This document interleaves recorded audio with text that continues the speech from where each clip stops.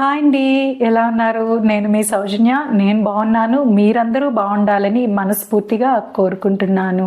ఈరోజు మనం వెంకటేశ్వర స్వామి వారికి శనివారం అంటే ఎందుకంత ఇష్టం అన్న విషయాన్ని తెలుసుకుందాం. ఓంకారం ప్రభవించినటువంటి రోజు శనివారం. స్వామివారికి ఎంతో ఇష్టమైనటువంటి సుదర్శన చక్రం ఉద్భవించినటువంటి రోజు శనివారం.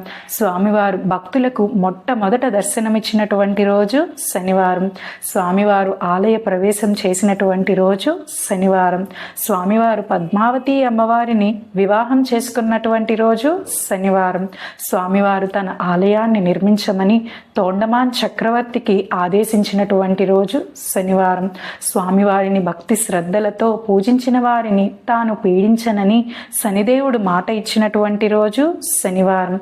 శనివారం రోజున స్వామివారిని పూజించినట్లయినా ఎంతో విశిష్టమైన ఫలితం ఉంటుందని ఇంట్లోని పెద్దవారు చెబుతున్నారు. అదేవిధంగా శనివారం రోజున రావి చెట్టుకు 3 ప్రదక్షిణలు చేసినట్లయినా మంచి ఫలితం అనేది ఉంటుంది. తులసి కోట వద్ద నేతితో కానీ నువ్వుల నూనెతో కానీ దీపాన్ని ఉంచినట్లయినా ఆ ఇంట మహాలక్ష్మి కొలువు తీరి ఉంటుంది.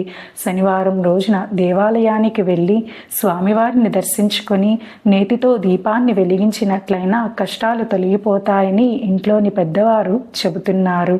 ఈ విధంగా తామెల్లరూ పాటించాలని కోరుకుంటూ నా వీడియోస్ కనుక మీకు నచ్చినట్లయినా లైక్ చేసి షేర్ చేసి సబ్స్క్రైబ్ చేయండి.